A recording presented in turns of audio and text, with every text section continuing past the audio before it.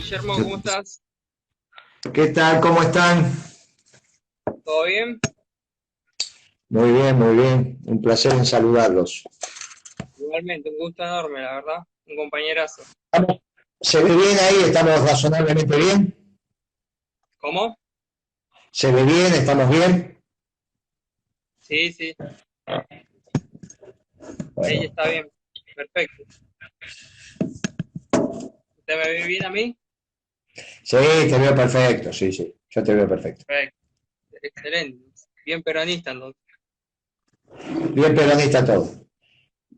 Vamos Bueno, nomás iniciamos. arrancando y... Sí, sí, con todo gusto, vamos. Bueno, primero quería hacer unas preguntas sobre sus inicios. Usted nació en el año 1955, correcto, ¿no?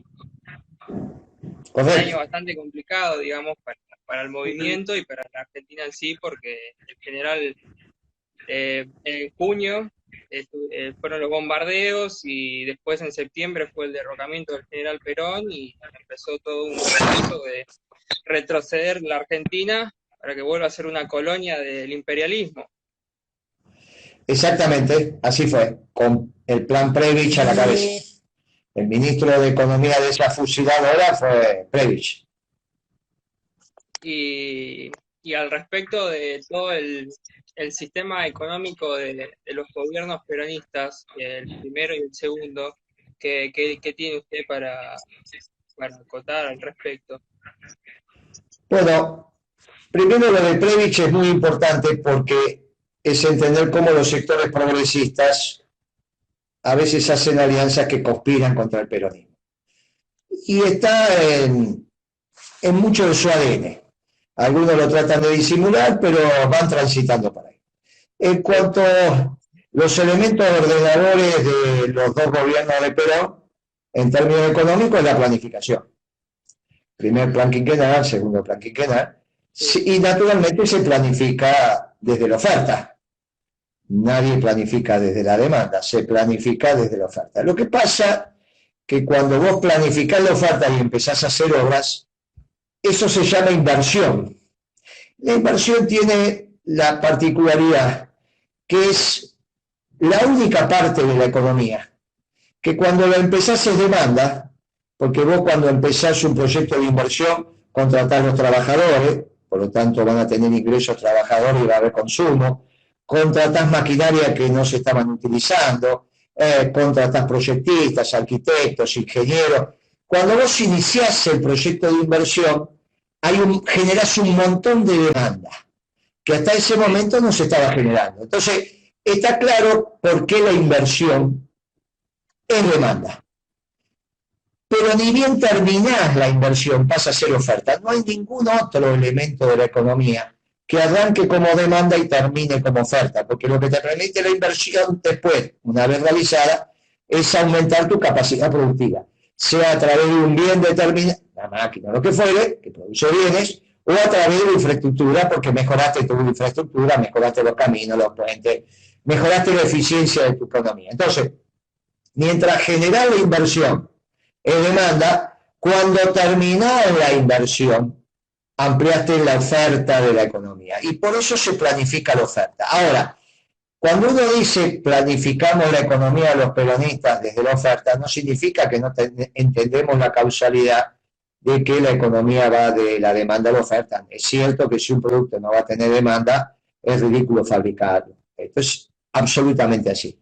Entre esas dos visiones de la economía, está claro que los economistas del peronismo adscribimos la causalidad va de la demanda a la oferta. Ahora, a través de la inversión. Cuando es a través de la inversión, entonces está claro que hoy generas una causalidad de la demanda para la oferta para que después eso amplíe la oferta. Y esto a veces no lo terminan de entender los economistas del progresismo. Pero bueno, eso es el elemento identitario de la economía peronista.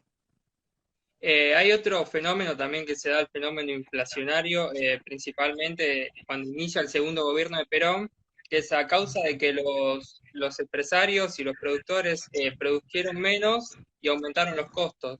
Y eso trajo un problema inflacionario Sí, tenías un tema de sequía nomás también, ¿no? Es importante eso.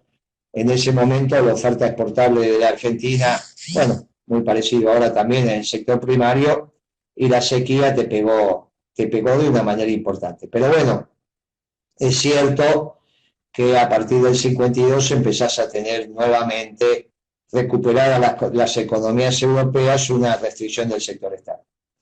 Y bueno, aumenta el flujo importador y se te complica la exportación por la sequía. Bueno, eso genera algunas dificultades que Perón las trata de subsanar con el Congreso de la Productividad y el Bienestar General.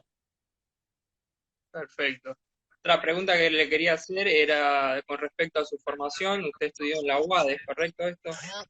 Sí, señor. Sí, señor. Fui presidente Y del Centro de hay Estudiantes de algo Gabriel. que me causa admiración de por qué no eligió la universidad pública y por qué eligió la UADE.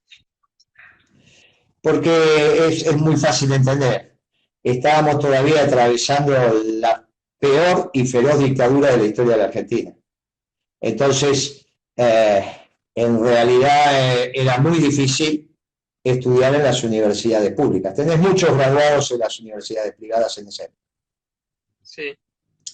No, no Y me podías, dijo que, no podías, ¿cómo? te salían a materia, no podías por el régimen estudiantil que había, aparte de la persecución política, pero tenías materias a la mañana, había un sistema de sorteo, entonces te podía tocar una materia a la mañana, otra a la tarde, otra a la noche, imposibilitaba trabajar, ¿está bien? Entonces Sí, vos tenías que recurrir a regímenes donde te anotabas o a la mañana o a la tarde, o en mi caso a la noche. De todas las sí. materias las cruzabas a la noche. Bueno, es una explicación de una universidad elitista que es la que construían los militares de aquella época. Y con respecto a la dictadura, ¿qué rol recuerda que usted cumplió como militante y, y usted y sus Mira, compañeros? mira, vos no tenés ningún veterano de guerra que te hable sobre la guerra. Entonces esos momentos pasados, algún día tomando un café, un té, en una conversación tete a tete, con un grupo menor, podemos recordar, quizás con alguna botella que entone un poco los espíritus. Pero aquellos que resistieron no cuentan sus heridas. Lo hicieron y listo. Y Sí, están los compañeros si es que quedaron vivos para dar testimonio. Y correcto. punto. Y punto. Ninguno de los compañeros que tuvieron años de prisión te vienen a contar lo que pasó en prisión. Ninguno de los compañeros que hicieron ni la segunda ni la tercera resistencia están en esos temas. Considerando que la primera fue la fusiladora, la segunda la Onganía, la tercera Sí, la de. ¿Está bien? Por eso nunca llamé resistencia a lo de Macri. Es una falta de respeto a los que murieron. sí, totalmente. Resistir fue a las dictaduras. Esto fue un gobierno oligarca de un talambana, de un vago, un ignorante. Pero no, no. Por eso, sobre esos temas, dejémoslo, porque a ustedes es preferible hablar de lo que va a venir, no de lo que Perfecto. pasó. Y Y esto que te cuentan.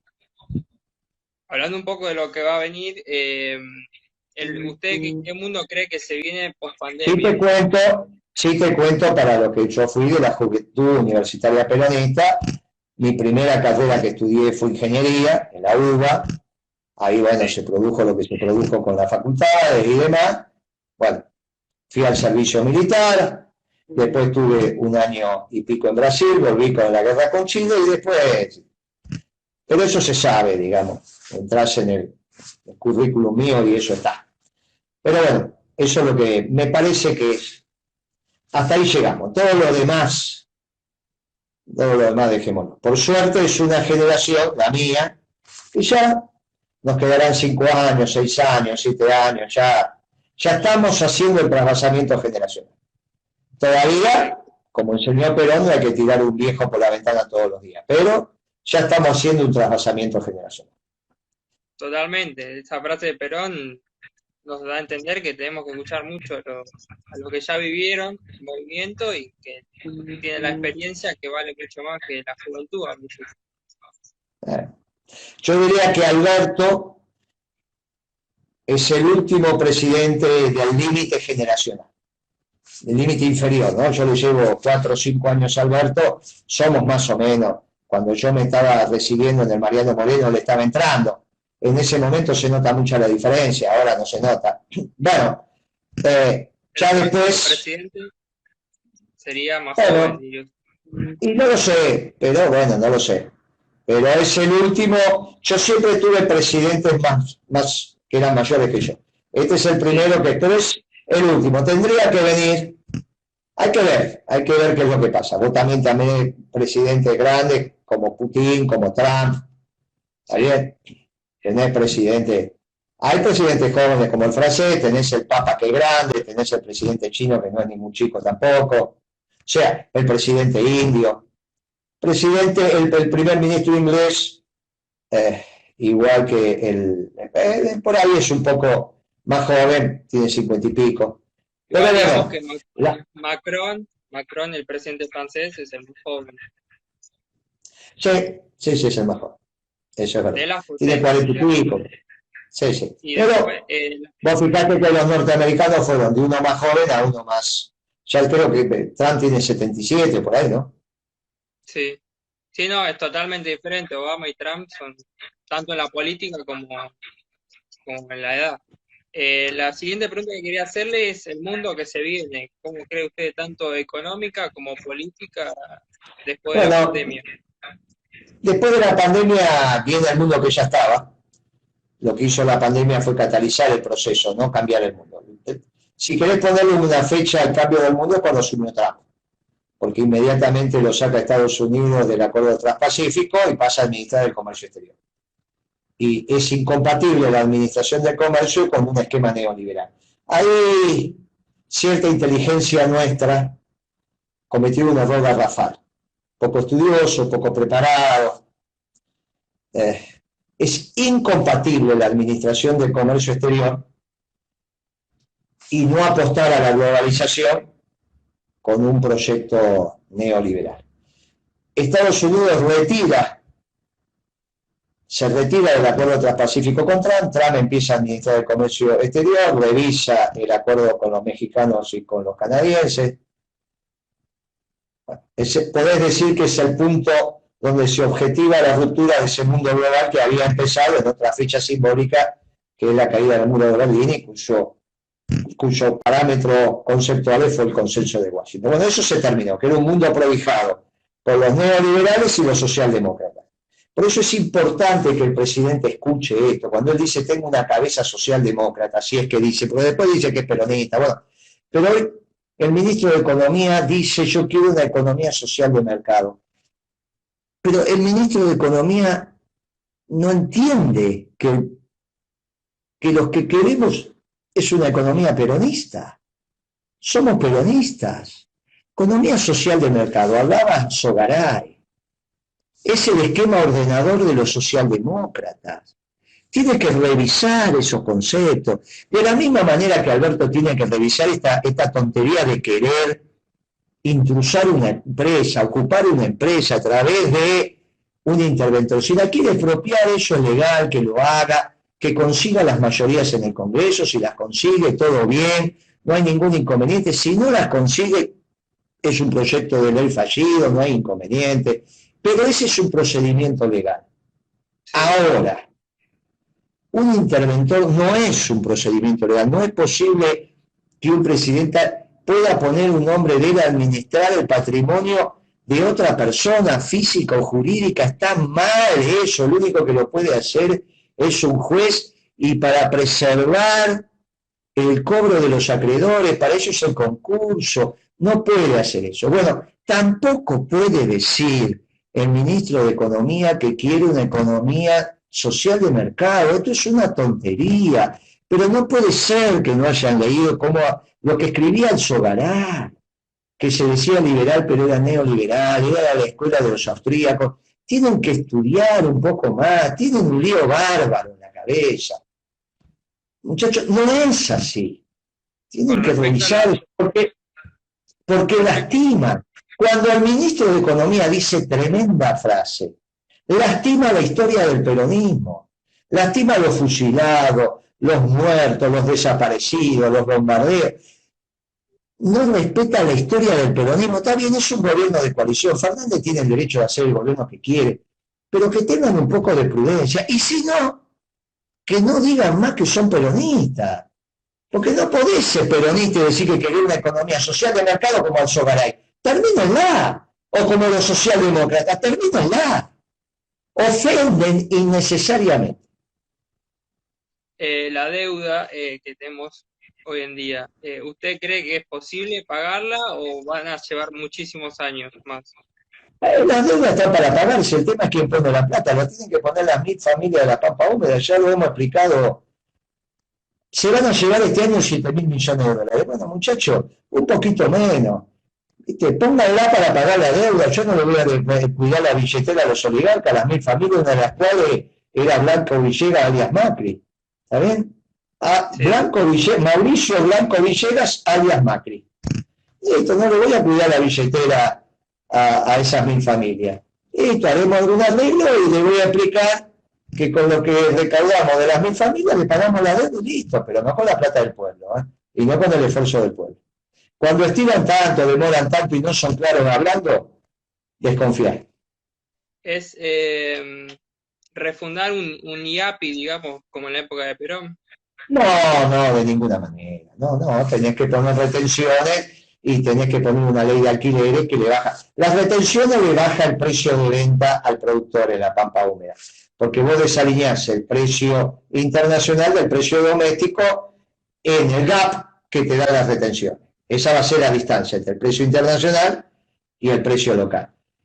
Eso le baja la facturación al productor y se puede quejar. Y vos le tenés que decir, pero también te bajo los costos, che. Una ley de alquileres no te van a llevar más un tercio de la producción, que es lo que se lleva el oligarca hoy, y te voy a poner la energía a 0,60 centavos de dólar. Entonces, si bien de bajar la facturación, de bajar los costos, con lo cual lo que se lleva él es lo mismo. Lo que se lleva él, que es la diferencia entre los costos totales y el precio de venta, costos totales, es su rentabilidad, después viene. Muy bien, bueno, eso se lo voy a mantener, se lo vamos a mantener, y tienen que pagarle a las mil familias. Esto es muy sencillo técnicamente de ser. ¿Puede ser complejo políticamente? Sí, hay que explicarlo. Hay que explicarle a los productores que ellos no ponen la plata la ponen los dueños de las tierras. ¿Por qué le bajás el precio de los alquileres? ¿Vos sabías que de que se llevan un tercio de la producción? De cada 4.500 kilos de soja que saca un productor por hectárea, 1.500 se lo tiene que dar al dueño de la tierra. ¿A vos te parece lógico eso? Es casi un sistema feudal de producción. Es casi un sistema feudal de producción. Es necesario que el capitalismo moderno irrumpa también en la Pampa Húmeda. Eso vos lo estudiaste en la secundaria con el sistema feudal. O en la universidad, no sé dónde estás. Es algo que nunca pudimos superar, como lo superaron por ahí países europeos o Estados Unidos. Y claro, la propia Inglaterra. Claro. Hay que terminar con el sistema feudal en la Pampa Húmeda. Tiene que irrumpir el capitalismo moderno. Muy bien. Otra pregunta, ya que habló de Macri, y con todo el tema del espionaje, ¿qué opina al respecto? Bueno, pero ¿sabes qué pasa? No somos caídos de catre. ¿Cómo vas a pensar vos que Macri no te va a escuchar las conversaciones si se la escuchara a la propia familia? Está bien, ¿qué querés que te diga? ¿Qué te voy a decir? ¿Qué querés que me veas sorprendido? ¡Ay, qué novedad! Macri te escuchaba las conversaciones, ¿eso querés que te diga? No es serio. No es serio. Él te escucha las conversaciones y sí, está mal, está pésimo. Pero ¿qué querés que te diga? ¿Que nos estamos desayunando ahora? ¿O vos no sabías que te escuchaban las conversaciones? ¿Vos no le escucharías las conversaciones a Moreno? Vos si sos gobierno y tenés la posibilidad de que nadie se entere, ¿le escuchás o no le escuchás las conversaciones a Moreno? Y viniendo de Macri, claro, porque no tiene principios y valores. Pero yo digo, mira, no sean tontos si todo lo que hablo es público. Y cuando nosotros seamos gobierno, ¿para qué? Si todo es público. Tenés que hacerlo público. Tenés que hacerlo público. Y si quieren que te lo haga un juez por un hecho delictivo. Pero estos muchachos que se acostumbraron a hacer política entre gallo y medianoche, y oscurantistas como son, bueno, mirá si Macri llegó al gobierno procesado por escuchar a las conversaciones, mirá si no lo iba a hacer cuando era presidente. Otra pregunta que quería hacerle con respecto a la distribución justa a nivel mundial. Bueno, el Papa acaba de decir que los bienes alcanzan para todos, eso es muy importante el concepto del Papa, con lo cual está claro que la injusta distribución de la riqueza es producto del pecado original, o sea que tenemos que resolver también los hombres una justa distribución. No hay que echarle la culpa a Dios, es un problema de los hombres, eso es lo que explica el Papa. Bien, para eso está el justicialismo, para una justa distribución del ingreso, no solo en la Argentina, sino también en el mundo. Por eso digo que vamos a terminar peronizando el mundo. Y sí, sería lo ideal. Sería lo ideal. Otra pregunta, la causa papel prensa, en su libro lo explica muy bien. Sí. Preguntarle acerca de eso, de su investigación. Bueno, ella está en internet, son 400 y pico de páginas, hay un resumen ejecutivo de menos páginas, está en internet, se hizo una investigación, se resolvía armar un equipo de investigación, lo hizo, le presentamos la investigación a Cristina hizo un evento, bueno, hoy aparentemente el presidente hizo una declaración muy poco feliz, se puso del lado del sector privado en esa asamblea de accionistas, que es casualmente Clarín. Bueno, Alberto, yo humildemente te digo, no se te tiene que ver tanto la hilacha, está mal eso, está mal. Tomaste el argumento de Clarín. Que la patota, que los guantes, que... Sí. Yo ahí expresaba al Poder Ejecutivo que es unipersonal. Y cuando me fui de la gestión me agradecieron la gestión, incluido lo de papel prensa. Pero si tenés duda, revisá el acto y se hizo con Cristina. Y ahí tenés claro, Cristina presentó ese informe, ¿no? No es que lo presentó Cristina. Bueno, ¿qué? No, aparte de las pruebas, sí, el mismo Peralta Ramos, ¿no? No, creo que... Está todo más que claro. Pero bueno, Alberto, yo está bien, trabajar el presidente es muy difícil, está cansado, vos lo viste el otro día en la foto el fin de semana, yo le sugiero humildemente que pare con esos viajes, no es necesario subir a 10.000 metros, 30.000 pies, te estrella. Estaba en una foto con el gobernador con cara de cansado, ponchado, el gobernador casi de Neuquén estaba en remera, porque era un lindo día, y él estaba porque lo entiendo, está mal dormido, mal comido, mal de todo está, porque trabajar de presidente es complicado, que afloje un poco, que se tome un fin de semana, que los domingos se los tome para él, que no es necesario que vaya a la clase, que los alumnos no se van a preocupar porque el presidente no va a la clase, que descanse, ¿está bien? Y que reflexione un poco más en profundidad, que no salga como atolondrado, que sea ese arquero, yo creo que jugaba al fútbol de arquero, él me parece, no sé. Viste que siempre los que no juegan bien en el medio los mandamos al arco. Yo creo que él era arquero. Que no salga atolondrado. Que salga, viste, midiendo los tiempos, pero no sé si juega de arquero. Me parece haber leído por ahí que juega de arquero, no sé. Pero no sé, puede ser que sea un extraordinario 10 también. Entrando un poco en lo que es... Nunca jugué al fútbol con él. Entrando un poco en lo que es la década ganada, ¿cuál es el logro mayor que usted puede decir que conquistó durante su gestión? No, fue un proyecto, es como antes, fue un proyecto colectivo. Tenía el que conducía y los que todos orgullosamente, con pasión y patriotismo, trabajaban. Si me hubieses preguntado en qué me equivoqué, bueno, ya lo dije también. Pero los logros son proyectos colectivos. Yo soy de una generación donde tener un cargo no era importante, era como ser el arquero del equipo. ¿Viste? Los que se dedicaban a organizar el barrio, se dedicaban a organizar la fábrica, a organizar los estudiantes. Eso, el cargo iba, ¿viste? No. Bueno, tenemos que volver a eso, el cargo no es importante. Por lo tanto, los logros son colectivos. Y eso es lo importante, que los logros sean colectivos.